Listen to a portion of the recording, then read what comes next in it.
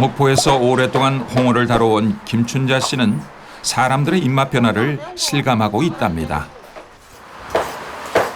우리나라 홍어가 많이 없어져 버렸잖아. 그러기 때문에 수입것이 온디. 그때는 막 안 썰고 통짜 많이 가져가서 통으로. 이제 수입것 나면서부터 이렇게 썰지.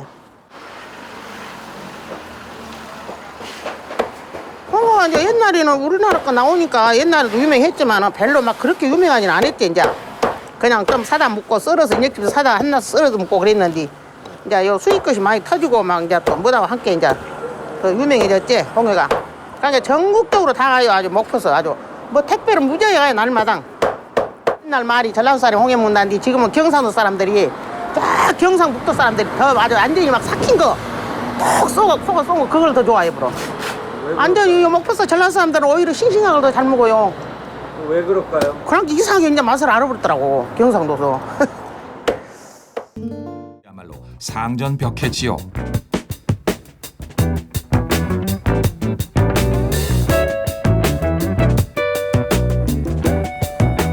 홍어만 놓고 따진다면 전국에서 물동량이 제일 큰 시장이 바로 이곳에 있습니다.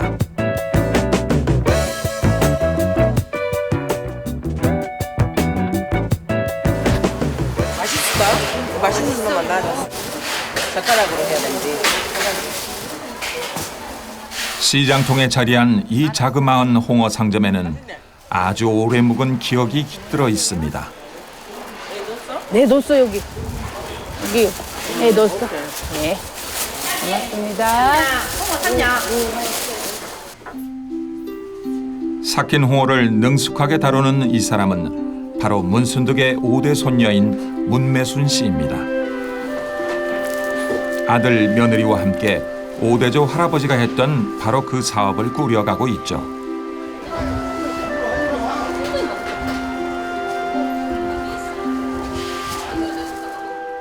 이제 우리 며느리도 내가 처음부터 이거를 확실하게 이렇게 하고 이렇게 해야 된다는 것을 확실하게 해줬으니까 잘해요. 나보다 잘해 지금 뭐. 이들의 조상은 좋은 상품을 구하기 위해 폭풍을 무릅쓰고 바다를 건널 만큼 큰 상인이었습니다. 후손들은 어떤 삶을 살아가고 있을까요? 친구 사무실에 놀러 갔다가 우연하게 만났어요. 우연하게. 그게 첫 만남이에요. 알고 보니 전라도 사람이더라고요. 근데 전라도 사람이었어도 고향만 여기고 다 서울에서 사는 줄 알았더니 아니었더라고요. 그래서 어떻게 하다 보니까 여기까지 오게 됐습니다. 홍어는 처녀 때부터 좋아하셨어요? 아니요. 전혀 아니에요. 전혀?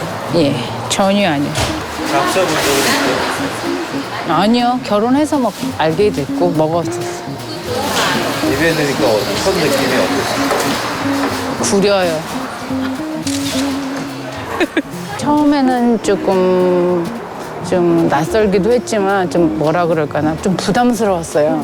근데 이건 묵은지에 속하기도 하고 또 이제 갓 잡은 거는 겉절이에 속하기도 하고 그러더라고요. 근데 먹어보면 이제 우리가 그 먹고 싶고 생각나고 그래요. 굉장히 희한해요.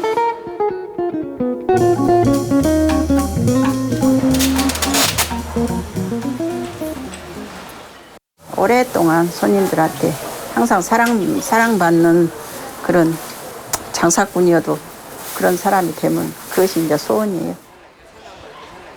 줄곧 명랑한 얼굴이지만 홍어 초짜에서 제법 능숙한 상인까지 그 길이 쉽지만은 않았을 텐데요. 먹기는 6년 먹었어요. 일은 6년 했어요. 이제 7년, 만 6년 됐어요. 7년 동안 가장 힘들었던 점? 칼질.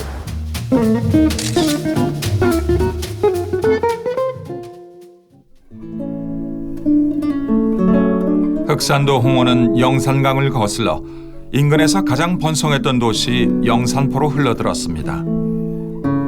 작은 돛담배, 풍선으로는 사나흘이 소요되는 먼 길이었죠. 여기까지 오는 동안 홍어는 저절로 발효됐고 그게 삭혀먹는 홍어의 시작이었습니다. 하지만 영산강 하구원이 건설되면서 바다와 연결됐던 뱃길이 끊어졌고 도시의 영광은 빛이 발했습니다.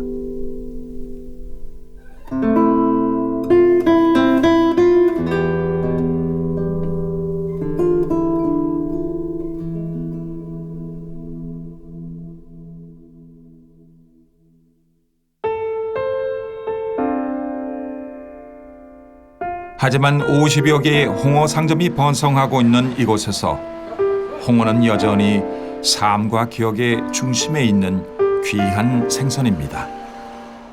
내가 듣는 바로 하면 여기 골목이 겁나게 그래도 목적 골목이라고 엄청 먹고 골목 여기는 가다가 이제 우리 재수 씨가 시숙님 어디 가요? 이런 막걸리 하나 잡수고 가시오. 그러면 아니 방금 먹었어. 그러면은 아따 그러지 말고 한 잔 갈아 주시오. 그럼 할 수 없이 또 한 잔 먹고 가고. 막걸리 한 잔에 홍어 한 점. 알싸한 그 맛이 까마득한 옛 기억을 불러옵니다. 그때 옛날에 냉동이 없어놓은 게 뗄타큰 통에다 담아놓으면은 포리들이 들어가가지고 거기다 슈를 까버려 그냥. 알을 까버리면 구데리가 그냥 그 거짓말 아니라 손가락만 써님 쥐어댄 게 그럼 시꺼불고 그냥 막걸리 한번 뽀르고 그냥 미나리에서 묻혀서 시큼달큼 끊으면 그놈이 그 맛이 지금은 안 나요. 예, 그놈 맛이 최고 좋았는데. 내장도 끈으로 묶어서 놔둬요. 거기는 참말로 그놈은 그 보리에다가 끓여서 먹으면 진짜 아주 뭐랄까 젊은 애들 말대로 짱.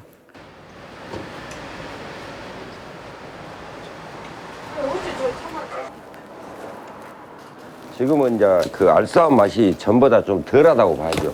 전에는 이거 홍어를 썰어서 먹으면은 막 입천장이 벗겨지고 그랬어요. 가장 맛있는 부위는 여기 부분입니다. 홍어 콜하고 이렇게 큰 홍어인데 홍어 콜은 이것밖에 한 마리 이 정도밖에 양이 안 나와요. 그렇기 때문에 홍어 맛에는 1코, 이 날개, 그래서 3 몸살 이렇게 됩니다.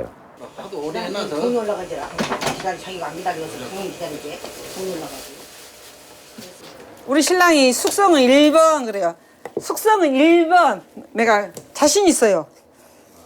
예, 잠자다가도 우리 아저씨가 잠자다가도 이거 숙성이 좀 안 됐다 그러면 가서 보고 숙성이 너무 되면 안 된다고 잠자다가도 12시에도 나가고 오늘 주요 맛이 있나 없나 맛도 보죠. 하루에 한두 점씩은 먹어야 내가 간절히 없다니까요. 아내의 말 그대로 이영호 씨는 밤늦도록 홍어 손질에 여념이 없습니다.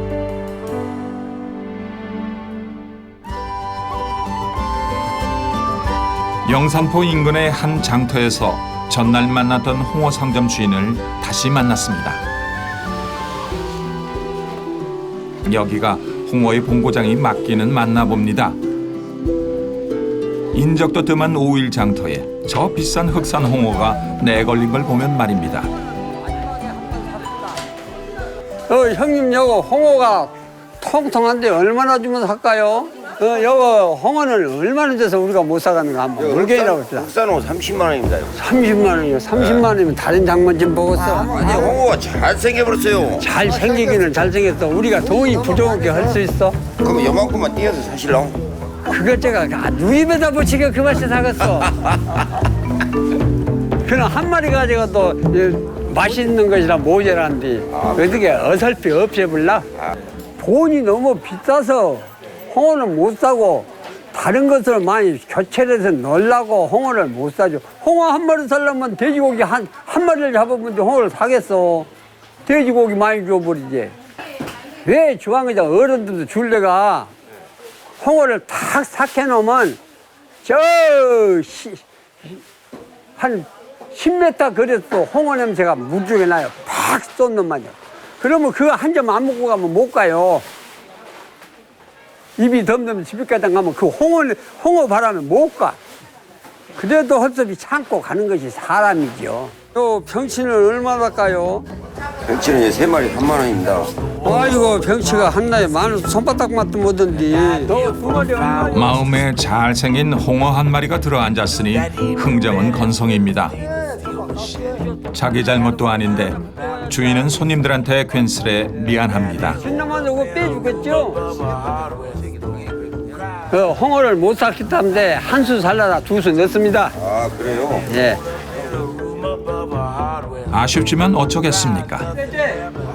이번엔 참고 다음 장날을 기약해봐야죠. 어르신은 거친 바다에서 홍어를 잡아 흑산도와 영산포를 오르내렸던 저 전설 같은 시절의 어부였습니다. 아버지, 내가 뛸 텐데 들어가시지 그래요? 나무 이렇게 불 떼서 아버지한테 막 이런 거 구워 먹은다고 주준벌이 한다고 혼난 적도 있었고. 다른 섬에 살고 있어 자주 볼 수 없는 딸이 찾아왔습니다. 또 생년 안 줬잖아요. 도란도란 옛 얘기를 나누는 동안 구순의 아버지는 딸에게 못해준 것이 아쉽고 육순의 딸은 아버지의 굵은 주름이 안타깝습니다. 학교부 같은 건 제대로 못 사주면 그런 것이 아니고 사실이요. 남과 같이 좋은 옷 못 입히고 내가 재력이 부족해가지고 그래서 한이 되고 모두 사실이요. 한이 없지요. 저건 어른 아그들 키우고 뭘 할 때 말을 하면은 요새 사람 뭐 그런 소리 하면은 뭐 그런 세상이 있을까 그러고.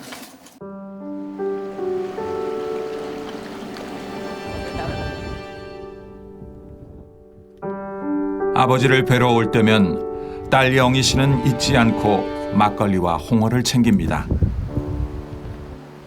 옛날 홍어만 나요? 홍어잡이의 제철은 하필 겨울. 그래. 그 시절의 추위는 훨씬 혹독했습니다. 비서 드시고 그랬어? 장갑도 없고 민물강이 더 추워요.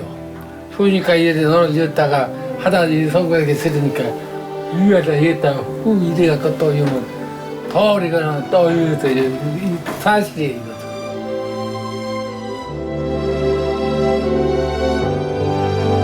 돌아가셔서 이런 거 해놔도 아무 소용없고 그래서 살아 생전에 드시라고 비싼 줄 알지만 그냥 내가 좀 작은 걸로 이렇게 사갖고 와요. 겨울에만 이 홍어가 많이 나잖아요. 그렇게 막 손 이렇게 이고 그랬다는 거 들으면 진짜 눈물 나고 미안하고 죄송하고. 뭐가 그렇게 미안하고 죄송하세요? 아 이제 우리 자식들 가르치고 입히려고 그랬겠지. 당신네만 살았으면 그런 저기 하셨겠어? 안 했지. 그런 거 생각하면 진짜 미안하고 죄송스럽고 가슴 아프지. 우리는 조금만 추워도 지금 막 이렇게 하는데 그 바다 한바다 다니시면서 그 추운 그 겨울 상상을 해보면 너무 가슴 아프고 짠하고 그러지.